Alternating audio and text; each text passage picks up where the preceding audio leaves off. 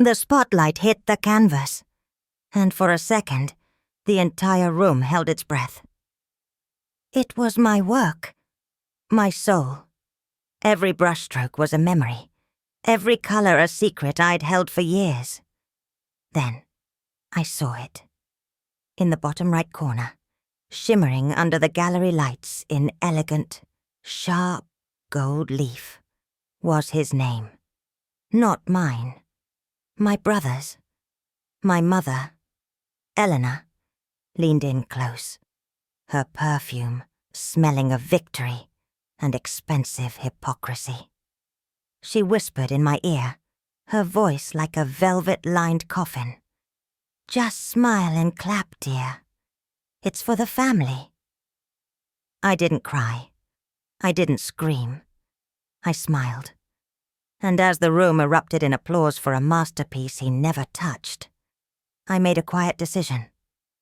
3 days later, the most respected and feared art authenticator in the country was on a plane to our city, and my family had no idea he was coming to dismantle their legacy, piece by fraudulent piece. Our family didn't just own a gallery. We were the gallery. The Vance Gallery wasn't a business. It was a bloodline. A 3-generation institution in the heart of the city's most affluent district. It was a temple of high culture, where old money and new ambition came to mingle and buy pieces of immortality. The walls were a stark, museum white. The floors, a dark, polished wood that reflected the track lighting like still water. The air always smelled faintly of lemon oil, old paper, and the quiet, suffocating pressure of maintaining an impeccable reputation. My mother, Eleanor Vance, was the high priestess of this temple. She was impossibly chic, with a sharp silver bob and a wardrobe of architectural black clothing. She didn't just sell art, she anointed it. Her approval could turn an unknown artist into a star overnight. Her disdain could bankrupt a career. She moved through the world with the serene, untouchable confidence of someone who had never been told no. Then there was my brother, Liam. Liam was the heir apparent, the golden son, the future of the Vance legacy. He had our father's charming smile and our mother's talent for public speaking. He could work a room of collectors with effortless grace, telling compelling stories about canvases he'd barely glanced at. He was the face, the brand, the story. He was handsome, charismatic, and profoundly deeply lazy. He saw the gallery not as a passion, but as a birthright, a stage pre-built for his inevitable success. And then there was me, Chloe. I was the gallery's ghost, the one who lived in the basement restoration studio, a place that smelled of turpentine, linseed oil, and quiet, painstaking work. While Liam was upstairs shaking hands and sipping champagne, I was down below, meticulously restretching canvases, mixing pigments to perfectly match a 19th century master's palette, or identifying the subtle tells of a clever forgery. I had our grandfather's eye and his hands. I could see the history in a single line of craquelure. I could feel the artist's intent in the weight of their brushstroke. I was the engine of the gallery, the silent, uncredited curator and restorer who made the whole glittering machine run. My mother referred to my work as the technical side. Liam called me his secret weapon, with a wink, a joke that everyone was in on except me. I was essential but invisible, a foundation that was never meant to see the light of day. The resentment wasn't a sudden storm. It was a slow, rising tide that had been creeping up on me for years. It was in the small things, the 1,000 daily paper cuts that bleed you dry without a single dramatic wound.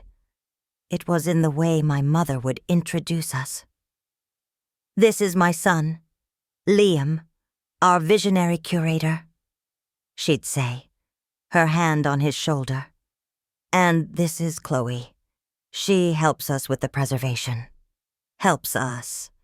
As if I were a helpful intern and not the person who had single-handedly salvaged the water-damaged Hawthorne collection that funded Liam's research trip to Paris, which mostly involved him posting photos from expensive cafes.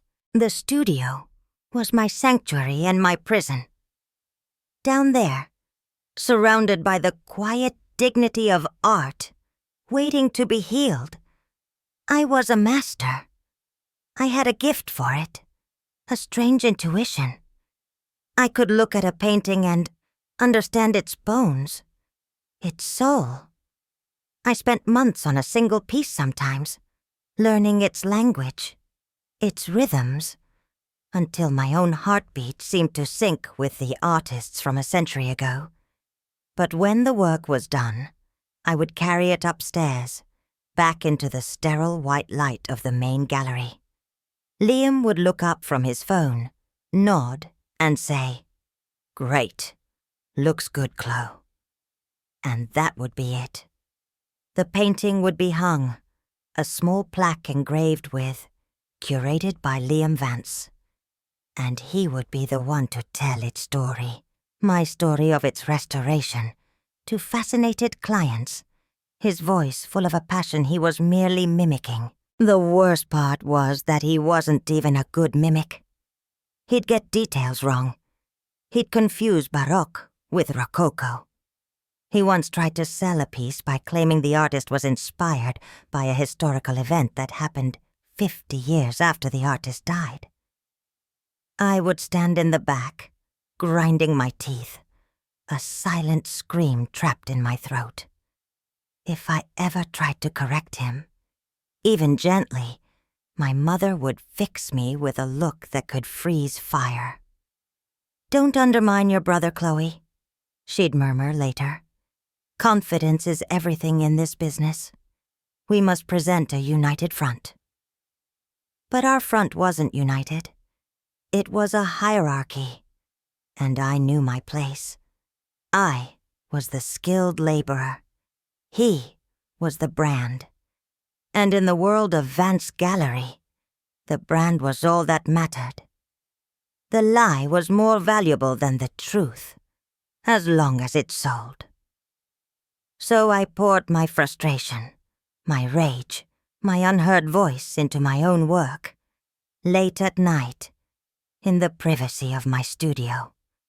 A secret canvas that I never intended to show anyone. The one they eventually decided to steal. The painting was called The Embers of June. It was my magnum opus, the culmination of a year of secret, feverish work after the gallery had closed for the night. It was a large canvas, a portrait of a woman standing in a field at dusk. But it wasn't really about her. It was about the light. That impossible fleeting moment when the sun has set, but the sky is still on fire, bleeding colors from deep indigo to a bruised, fiery orange. It was about the tension between light and shadow, memory and forgetting. Every inch of it was mine. I had mixed the pigments myself, grinding lapis lazuli for the deep blues, using techniques I'd learned from restoring Renaissance masters. The woman's face was indistinct, almost a silhouette, but her posture held all the unspoken grief and resilience I felt churning inside me. It was the most honest thing I had ever made. The night of the gallery's annual summer gala was the biggest event of our year. It was a suffocatingly elegant affair. The air was thick with the scent of lilies and expensive perfume. Waiters in crisp white jackets floated through the crowd with trays of champagne. My mother was in her element, a queen holding court. Liam stood beside her, looking tan and relaxed in a tailored suit, accepting compliments for the stunning new collection I had spent the last 6 months acquiring and restoring. I was wearing a simple black dress, feeling like a shadow amidst the glitter. The main event was the unveiling of a newly discovered masterpiece, a surprise acquisition my mother had been hyping up for weeks. A work of profound emotional depth, she'd written in the invitation, by a brilliant, emerging voice. I assumed it was a piece from a young artist I had scouted. I had no idea. At 10 o'clock, my mother tapped a glass for silence. The crowd hushed. "Tonight," she began, her voice resonating with practice gravitas, "we celebrate legacy. We celebrate the future. For years, the Vance name has been synonymous with an eye for genius. But tonight, I am not just a gallerist. I am a proud mother." My heart gave a strange, sick lurch. Tonight, we unveil the debut work of an artist I believe will define a generation. My son, Liam Vance. A spotlight hit a large velvet-draped canvas on the main wall. 2 assistants pulled the cord, and the velvet fell away. And there it was. The embers of June. My painting. My soul. Splayed open for 200 strangers to gaze at. For a moment, I couldn't process it. The world seemed to slow down, the sound of the room fading into a dull roar. It was so obviously painfully mine. The way the light caught the edge of the clouds, the specific textured brushwork on the tall grass. It was like seeing my own diary read aloud. Then, my eyes darted to the bottom right corner, where my own small, discreet CV monogram should have been. There was Liam's full name, painted in ostentatious gold leaf. It was a desecration, a signature as loud and arrogant as he was. The room burst into applause. A wave of nausea washed over me. I looked at Liam. He was beaming, nodding, accepting the praise with a look of humble artistic pride that was so perfectly feigned, it was breathtaking. He caught my eye across the room and gave me a small, conspiratorial wink, as if to say, "We did it." That's when my mother appeared at my side. "Just smile and clap, dear," she whispered, her fingers gripping my arm just a little too tightly. "It's for the family."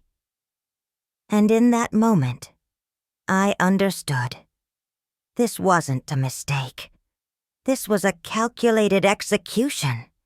They hadn't just taken my painting. They had taken my voice, my identity, and put his name on it. I looked at the smiling, applauding crowd, at my triumphant brother and my complicit mother, and I felt something inside me finally snap. Not with a bang, but with a cold, quiet click. I smiled, just as she'd told me to. I clapped, and I plotted. I didn't storm out. I didn't make a scene. That's what they would have expected. The emotional, unstable daughter, overshadowed by her brilliant brother. They would have framed it as jealousy, a petty outburst. Instead, I stayed for another 20 minutes, my face a perfect mask of serene composure. I accepted a glass of champagne I didn't drink. I nodded and smiled when a wealthy collector gushed to me about my brother's profound talent. Each word was a small hot coal on my skin. I watched my mother sell my painting, my soul, for a figure that made the room gasp. The buyer was a tech mogul who liked to collect important new voices. When I finally slipped away, No one noticed. I walked out of the glittering gallery into the cool night air, my heels clicking on the pavement. I didn't go home. I walked for an hour, the city lights blurring around me, the sound of the gala's applause still ringing in my ears. The rage was there, a white-hot furnace in my chest. But it was contained. It had a purpose now.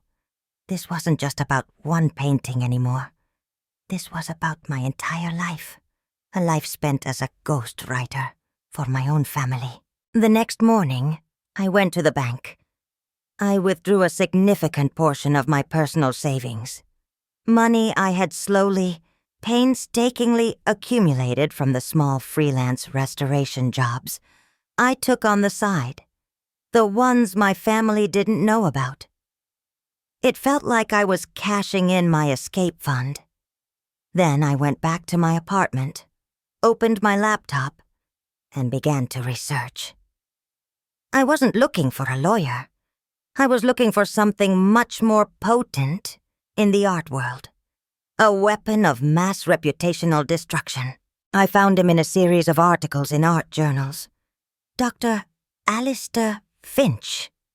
He was a legend, a terrifying one. A British art historian and authenticator with a reputation for being ruthless, incorruptible, and surgically precise. He had publicly exposed forgeries in the collections of some of the world's most prestigious museums. He was known for his motto, "The canvas never lies, but people do." He was expensive. He was intimidating. He was perfect. My hands were shaking as I composed the email. I kept it brief and professional. I introduced myself, not as Chloe Vance of the Vance Gallery, but as an independent restoration artist. I attached a high-resolution image of the embers of June from the gallery's website, next to images of 3 other smaller, private works of my own. I pointed out the identical brushwork, the unique pigment mixing, the invisible signature of a creator's hand. I wrote, "I have reason to believe this debut piece by Liam Vance is a forgery, or more accurately, a misattribution. I would like to hire you to provide a formal, public authentication." I hit send.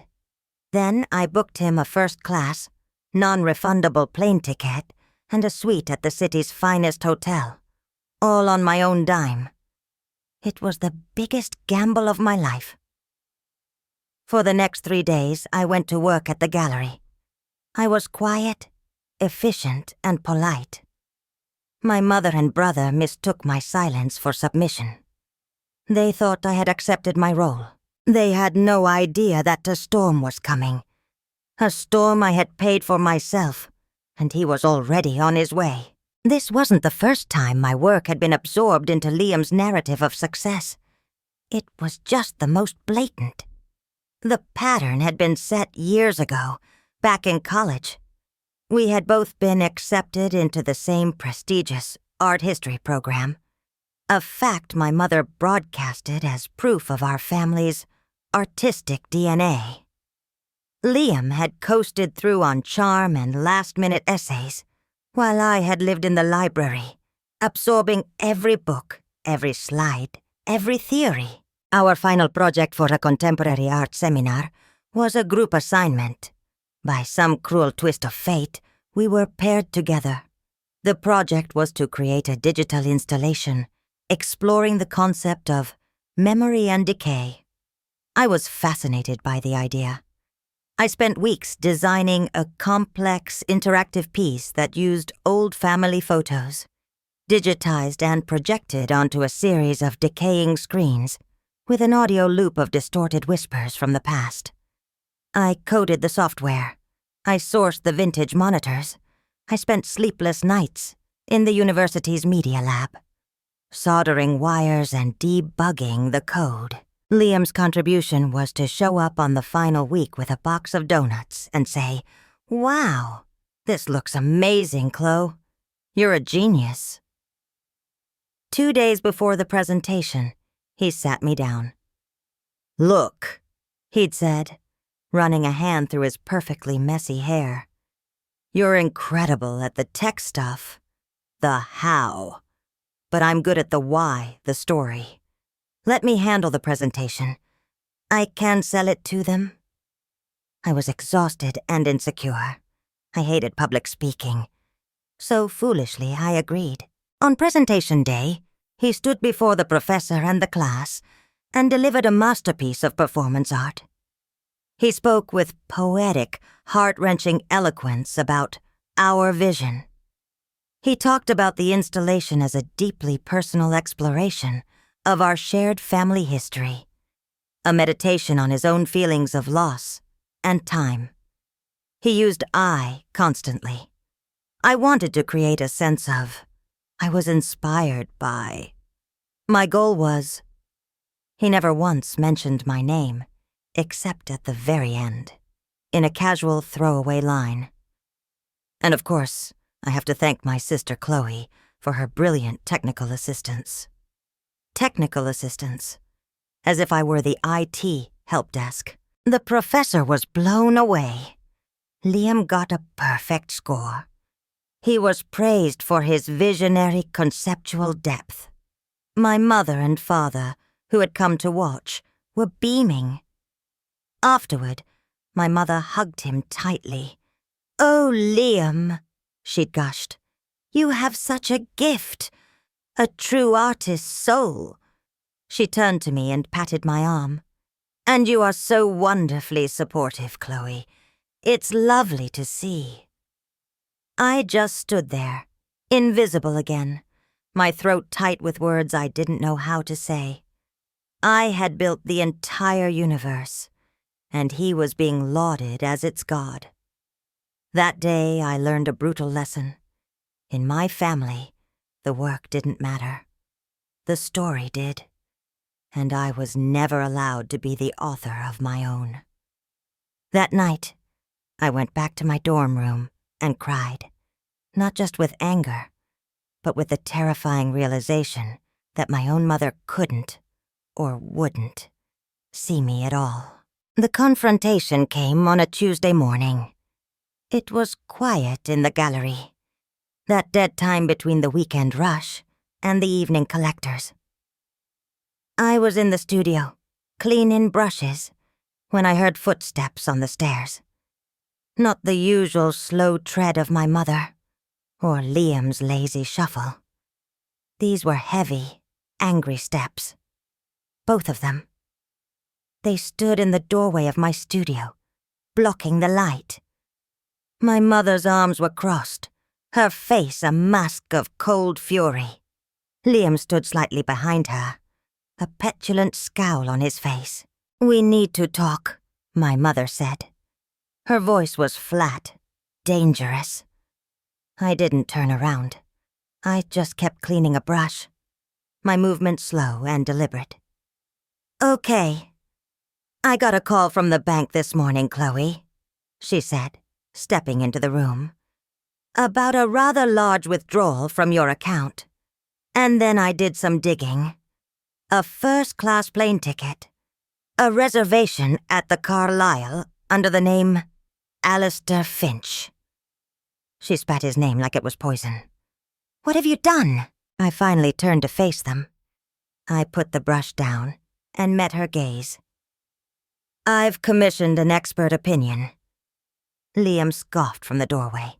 "An expert opinion? You went and hired a hitman, Chloe? Finch will destroy us. For what? Because you're jealous?" "This has nothing to do with jealousy, Liam," I said, my voice surprisingly steady. "This has to do with fraud." My mother's eyes narrowed. "Do not use that word in this gallery. The gallery I built." "Grandfather built it," I corrected her quietly. "You branded it. I maintained it. And Liam is the one who's profiting from it, with work he didn't do." "It was for the family," she snapped, her voice rising. The painting is a masterpiece. It deserved a grand debut. It needed a story, a face. Something you've never been willing to provide. You hide down here in the dark with your chemicals and your canvases. You were always the hands, Chloe. Liam is the vision. He has the ambition.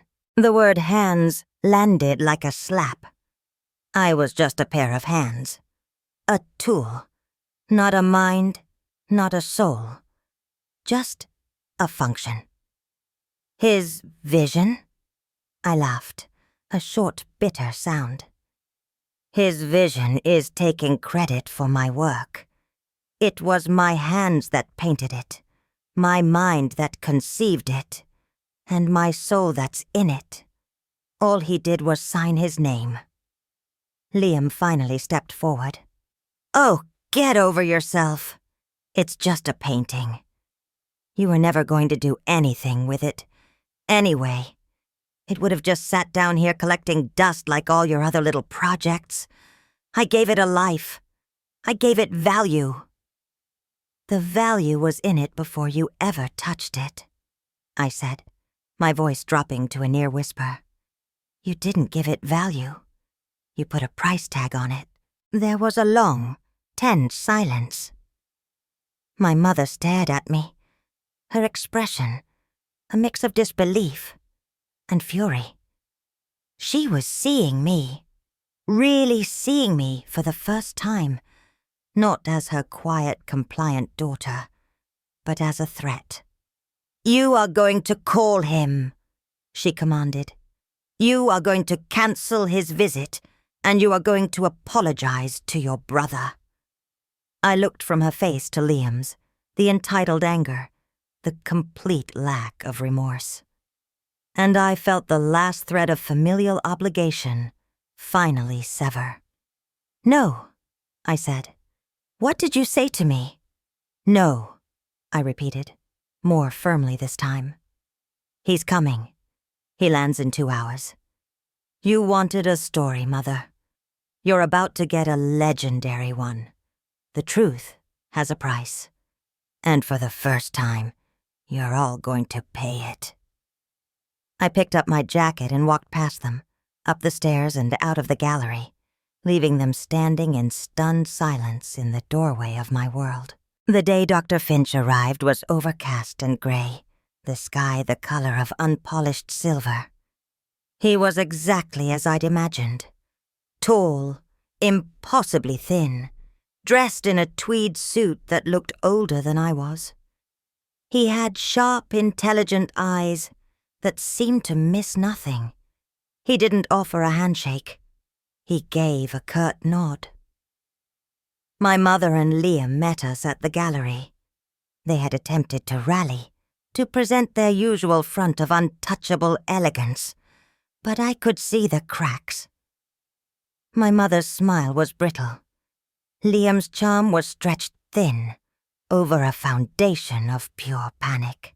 Dr. Finch, my mother began, her voice a little too bright. Welcome to the Vance Gallery. While we feel this is a tremendous misunderstanding, we are, of course, happy to be transparent. Finch ignored her pleasantries. The painting, he said, his voice a dry British rasp. Where is it? The Embers of June had been moved to a private viewing room. It sat on an easel under a single focused light. It looked magnificent and wounded. Dr. Finch walked up to it, his hands clasped behind his back.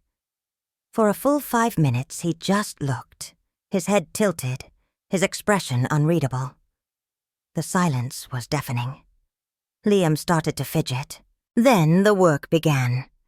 Finch produced a small case from which he took out a magnifying glass, a set of ultraviolet lamps, and several other instruments I didn't recognize. He was a surgeon preparing to operate. He spent an hour examining the canvas, inch by painstaking inch. He scrutinized the gold leaf signature, humming softly to himself. He ran a UV light over the surface, and I saw his eyebrows raise almost imperceptibly. He knew. The UV light would reveal the layers, the history. It would show the ghostly remnants of my original monogram, painted over with a different base before the gold leaf was applied. A cover-up. He then turned to me. "You brought the other exemplars?" I nodded and handed him the portfolio, containing the 3 smaller private works I had brought. He set them up on adjacent easels. He spent another 30 minutes moving between the paintings, comparing the brushwork, the way the light was handled, the specific texture of the paint. It was like watching a detective assemble the final pieces of a puzzle. Finally, he stood back, taking in all 4 paintings. My mother stood rigidly, her hands clenched into fists. Liam was sweating, a single bead trickling down his temple. Dr. Finch turned, his piercing gaze landing first on Liam. "Mr. Vance," he said, his voice calm and factual. "The signature on this piece is recent, applied over a layer of varnish not present on the rest of the canvas. The underlying brushwork, the pigment composition, the hand of the artist. It is identical," he gestured to my portfolio, "to these. It is not, however, consistent with any other work attributed to you. In fact, I can find no record of you having completed any work of this technical complexity. Ever." He then looked at my mother, and for the first time, I saw a flicker of something that looked like contempt in his eyes. "A masterpiece of misattribution, Mrs. Vance. Bold, brazen, even." He paused, letting the words hang in the silent room. He didn't need to yell or accuse. He had simply laid the truth out on the table like a corpse. He packed his tools away with quiet, methodical movements. As he reached the door, he turned back and looked directly at me. He didn't smile. He simply gave me a single, slow, deliberate nod. It was a confirmation, a conclusion. He didn't need to say another word.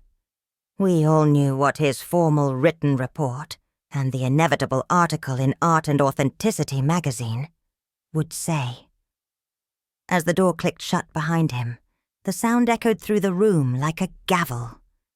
The Vance legacy, so carefully constructed, had just been condemned. My mother stared at the painting, her face ashen. Her empire was about to crumble. Months have passed. The article Dr. Finch wrote wasn't sensationalist. It was worse. It was clinically, brutally, factual. It didn't just expose the fraud of the Embers of June.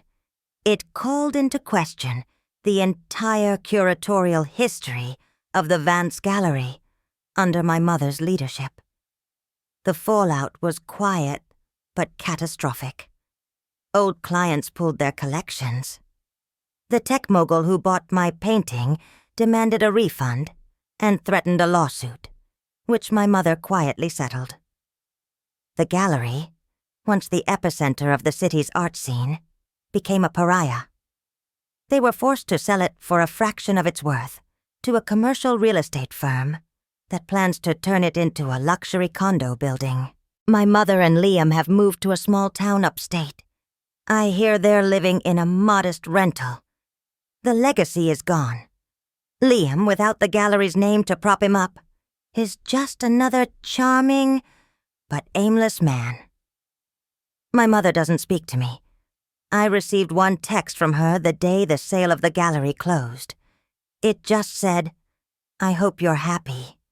You have nothing now." She's wrong. For the first time in my life, I have everything. I didn't take any money from the sale. I didn't want it. What I wanted was my name, my identity. I rented a small, light-filled studio in a different part of the city. It smells like fresh paint, and new beginnings. I kept the Embers of June. It hangs on my wall, the fraudulent gold leaf signature carefully and expertly removed by my own hand. In its place in the bottom right corner is my monogram. CV. Small, quiet, and true. The lesson I learned wasn't about revenge. Revenge is a hot, messy fire. What I found was something cleaner, colder, and far more powerful. Justice. I realized that for my entire life, I'd been waiting for someone else to see me, to validate me, to give me permission to exist. My mother, my brother, the art world. But validation is not something that can be given to you. It must be claimed. By putting my name on my work, by refusing to be a ghost in my own life, I didn't destroy my family's legacy. I simply stepped out of its shadow and started my own. The peace I feel now is profound. It's the quiet, steady hum of self-ownership. It's the ground beneath my feet finally feeling solid, because I'm the one who laid the foundation. I'm not famous. I'm not a star. My life isn't a grand performance anymore. It's a quiet, deliberate act of creation. I take small commissions. I teach a restoration class at a local community college. I spend my days with my hands covered in paint, and it feels like prayer. The other day, a young student, a girl who reminds me a little of my younger self, shy and brilliant, showed me her work. "I'm not sure if it's any good," she whispered. I looked at her painting, at the raw, honest emotion in it. "It's yours," I told her. "That makes it more than good. It makes it essential. Sign your name. Sign it loud." My mother believed that the story was more important than the truth.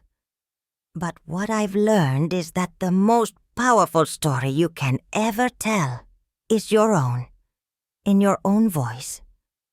Their silence now is deafening, but my peace is louder. I don't know what the future holds, whether I'll ever have a big gallery show or be written about in magazines. And I've realized it doesn't matter. I'm not a ghost anymore. I am the artist. I am the curator. I am the author of this life. And it is a masterpiece. Have you ever felt invisible in your own family? Or had your voice silenced by the people who were supposed to amplify it? What would you have done in my position? Let me know your story in the comments below. Your voice deserves to be heard. And if my story resonated with you, please like, share, and subscribe for more real stories about claiming your truth.